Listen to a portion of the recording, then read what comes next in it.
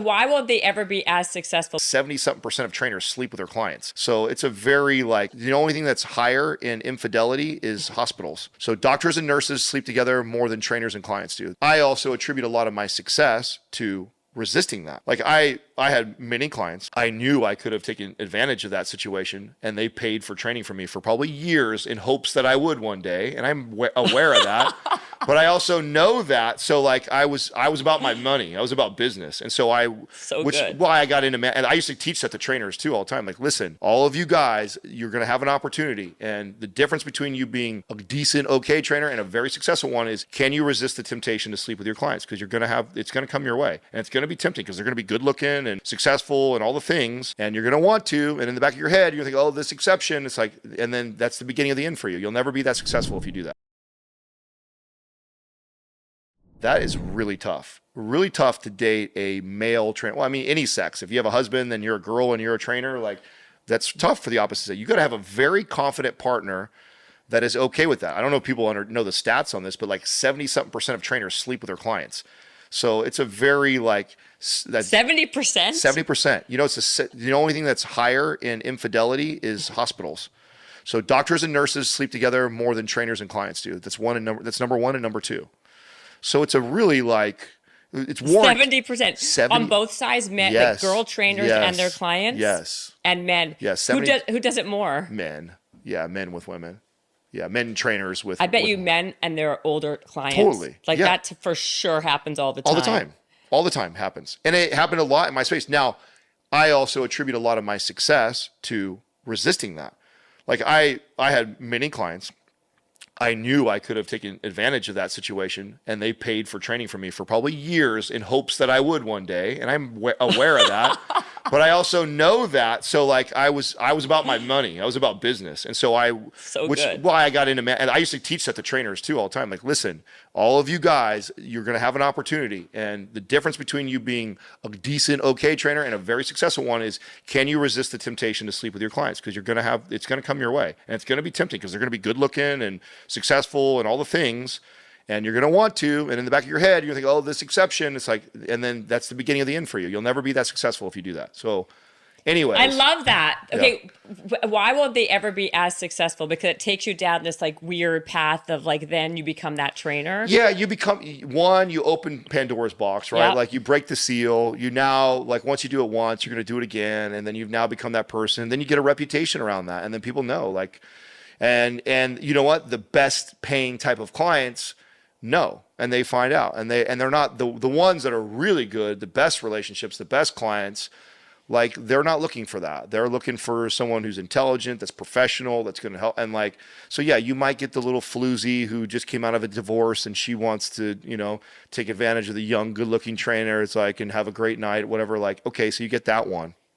But you're going to miss out on a lot for that. And then your peers lose respect for you. And if, like in my case, I managed all my peers. At one point, we were all peers. I was a trainer. Then the next day, all of a sudden, I'm their boss, and they all have to work for me. Imagine if I was a trainer who slept with all the ladies in the gym, and then now I'm your boss telling you what to do. It's like I get no respect from my female trainers. I'm gonna get and most of even my male trainers may not give me respect because of who I am. So like, it will kill your career. It really will kill your career if you do something like that. And so I'm always telling trainers that. So you have to know all this, right? That I grew up in an environment like that. I grew up with.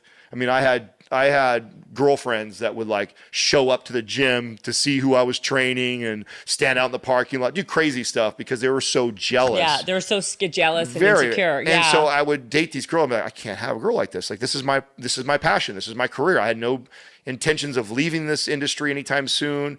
And so I knew that I needed a very confident woman that was not going to get, and that's how I am. I'm very much so that way. This is why Katrina and I are so great like this. Like we both kind of have this similar philosophy of like, if you're going to cheat, you're going to cheat. Like me being jealous about it and digging through your shit is not going to stop it or start it. It's like, if anything, and I've seen this, like I've been pushed in that direction because I have such a jealous girl. I'm like, man, I'm fighting over something I haven't done. I'm having to defend myself. I may as well go do it. And so like, I have that attitude of like, I'm going to trust my girl until she breaks my trust. Also, I gotta say, it's like a huge turnoff when someone is that like insecure and jealous, and they put that on you. Yes. Because I have the same kind of mentality. Like, there's nothing you can do about it anyway. If someone wants to cheat on you, they're gonna find a way. Yes. You think you, by going through their phone and their email and all this bullshit, is gonna make a difference? Like what? And you catch them, and then what? Yeah. You know, like, okay, and now it's and so what? They're gonna deny it, not gonna deny it. Like, if you even put out that energy, like, I won't even circle back to something you said earlier, but if you can give your kid any character trait, it was going to be confidence, right? Yeah. And I'm not to say everything that you're saying, I can just basically say, me too, or I agree. But to me, confidence is really the gateway for anything. Number one, if you're even like kind of good looking, but not really, if you're confident and you hold yourself in a certain way and you believe in yourself, you're 100 times more attractive. Yeah. If you believe in yourself, and everything is a projection. And so the second that you show, like, and not just show in a fake way, but when you're genuinely a confident person and have a high self-esteem, because there's a difference. If you have a high and think of yourself in a certain way, in a belief system, what you give to the world is such a different sense of physical attractiveness, mental attractiveness. There's nothing that will ever surpass that trait, that quality. 100% agree. Like 100%. There's something I always say. I say that because in our space, motivation and hype is like a real popular thing. I say motivation is bullshit. Self-belief is everything. That's 100% true. And I believe that. If you have the confidence, you believe in yourself, like everything else falls into place from there. You just got to believe that and you don't have to believe that you don't have to have like a delusion. You don't have to be delusional about it. Like none of us that started the podcast had any like delusion that we were good or we knew what we were doing or we're the best. Like, but we all had this self-belief that we're going to figure this out. Totally. And we will, and we'll keep trying until we do. And so, I'm a firm believer in self-belief and confidence. I think that leads to everything else. And I found that in a partner, and taking it full circle from how you started this conversation, like Katrina is every bit just like me in that. Like, she is the same way. Like, she just has that. She has so much confidence in herself that if I were to go out on her and do that, her attitude is just like, "You're lost, buddy." By the way, I was just going to say you're lost. So the fact that she would even have that kind of self-confidence, self-esteem, to me, that you met somebody who is perfect. Yes. And the fact that you recognize that to be with someone like that will surpass any other type of kind of person. The fact that you had again, I hate to keep on saying the word, self-awareness is so key, because it's changing the trajectory of your entire life for the good. 100%. And the part that nobody told me about, that I still today have this, like, it blows my mind. Katrina and I are on 13 going on 14 years now. It's been 13, 14 years. Oh, wow. Yeah, that we've been together. And this is no bullshit. I am more physically attracted to her today. We have better sex today. The love has just grown and grown and grown and grown and grown. It just keeps getting better and better and better and better. The older we get, the more time we spend together. I had no idea it would be like that. In my experience, every other girl I ever dated, during the honeymoon phase, the flame is going, the desire is going, the lust is going, and it's like, and that would always fade. Mm-hmm. It would always fade after 6 months or a year. And it didn't necessarily always go completely away, but it just wasn't there the same way. Her and I were the opposite. It was like, I don't even know if this is the girl for me, or I'm really into her. And it's like, okay, I really like her. Now I like her more. It's just grown and grown and grown and grown the longer we stay together, and the more things that we go through and we build and we do, and the more challenges that we have, and then we see how each other handles it. Like, oh yeah, there's no way that I'm at where I'm at today if I didn't meet her 13 years ago. She's allowed me to be way, way, way better than I would ever have been, for sure. That's amazing. And you know what I think? I have a lot of guy friends who are very, very successful, especially in this culture we have, like LA, New York, kind of big city places, who are good-looking guys, super successful, in their 40s, still have never settled down. Yeah. And they say in words, I really want to meet somebody and have this blah, blah, blah life, fill in the blanks. and yet they still can't get out of their own way and still dating 20-year-old bimbos or Yeah. 22-year-old people who have nothing in common. They have nothing in real life in common. And when I meet these people, like, yeah, it goes on 3 dates, 6 dates, and then they repeat the pattern over and over again. Yeah. And these are people who are, like, again, which is interesting, self-aware, really intelligent, very successful. You would think that they would have the wherewithal after doing this for 30 years, that they would stop the pattern. Yeah. And then be able to do what you did. Now, I guess this is my question. How do you, and I don't even know if you can answer it. Like, if you know, when you have the wherewithal and you were cognizant to know that the ones that you were dating were not the right ones and you wanted to have that life. Yeah. The people, the pushback what I get with people, or when I talk about this, is like, you can't force yourself to be attracted to somebody that you're not attracted to. Yeah. How do you, like, tell people or help people get out of their own way? Yeah. That's so they can actually find real love and happiness in a real way, not just frivolous and silly and be alone. That's a really good question, and I have thought about it, and I do think I have some thoughts around how that worked or what I did, because, like I said, when I first initially started to kind of date her, or even date the 2 girls before, I wouldn't have thought I would be attracted to them. But if you have become self-aware that you're attracting the wrong person, and you're at least at that stage, because that's obviously the first step. Like, because a lot of people are stuck; they don't even realize they're in this lust phase, and they're attracted to all their insecurities, right? So they're attracted to, for all the wrong reasons, to all the wrong people, and they still don't even realize it. Like, that's a lot of people for a long time, sometimes their whole life. But if you at least got to the point where you realize, like, I'm broken, I attract broken people, this is bad for me, what do I do from here? Well, you have to build with the things that you want. Like, I knew I wanted this queen.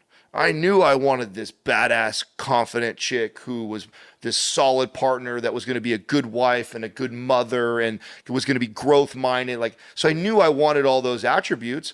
So then I stopped putting the other ones at the top. Like, oh, she's got to be a 10 at this, and she has to look this way with this color eyes and hair. And like, I was using that. That was still at the top. It was just like, wait a second, what if I flip that and all these other characteristics that are really, truly important? What if I went after that first and then see what kind of girls fell into that category, and then be open to at least dating? And listen, I dated a couple girls that before her that I tried that, and it didn't work out. But it was a good learning experience for me that, like, okay, I know that I'm starting to notice that I like these qualities. I like these qualities that I didn't have in all the other ones that I was dating, where I was the daddy, right, in all the other ones. So I'm liking this, like, strong, confident woman that's independent, has her thing, her shit together, doesn't necessarily need me, but I'm liking some of that. But then I'm starting to formulate what that looks like. So you have to at least be open to dating in a direction that you probably don't think that you would date in. And so it starts there. It starts with, one, becoming aware, and then be open to looking at those traits. Listen, you don't have to go marry the person right away. Right. So just go on some dates and go have some conversations and see what happens, and see if that sparks something else in you, or at least makes you go, you know what, I'm going to go on another date. Let's see what happens on the next date. And can I interrupt for a second? This is what I think happens, though. You are lucky enough to catch yourself early enough where you can, like, pivot and change. What I think is happening a lot more and more now with what's happening with social media and all the apps, and people aren't socializing and going out as much, and they're really using, they're looking at social media, they're looking at fitness influencers, looking at girls who are not even realistic. That's the first part. Yeah. And they're now, like, past the point of no return, where they've been doing their pattern for so long, where now they can't even. It's like hard. It's too hard, because you've been so used to, doing things the way you've been doing it, the people you've been doing it with. You can't even get your mind to change the neuroplasticity where you can be attracted physically to something that's more appropriate for you, because you're not wired that way. That's because, Jen, it's more because right now it's a drug. When you have an insecurity, when you're broken and you're attracting the wrong type of person from you, it's like getting a hit of a drug. Yeah. And so you have to want to change back, just like somebody who is addicted to a drug who says, I know this habit is bad for me, I need to quit. It's going to be hard. and you're going to want to fall back in those behaviors because you're addicted to those behaviors. You have to become aware that that's what that person is for you. For me, it was that I had insecurities around being smart and successful and powerful. And so getting a woman that I could teach and lead and show her all the things like that fulfilled that like a drug. It gave me, so because the initial connection was awesome. It was like, yeah, I felt so good. Like a man. Yes. All this feeling of security and confidence and I'm the man would come rushing in and this is the right chick for me, for sure. You think that is because just like you probably think when you're high that this is great. This is so good for me, because you're on the high. True. You're on the high. And then the come down and the hangover and oh my God, I feel so embarrassed because I'm this person again. Like that's all it is. It's so true. They don't want to break the addiction bad enough that they're willing to go through the pain of the withdrawals. And so you have to be willing to do that first. Yes. And by the way, just like a drug, the longer you are aware of this issue that you have in partnering up with people, and the longer you've done that behavior and habit, the harder and the greater the withdrawal is going to be when you get out of it. If you've been doing that like I had been doing that through a lot of different girls till I was 27, it was a hard pattern to break. It's and being completely honest and transparent. Like this was also one of the things I loved about Katrina was when we first started dating, she was patient for me to catch up on that.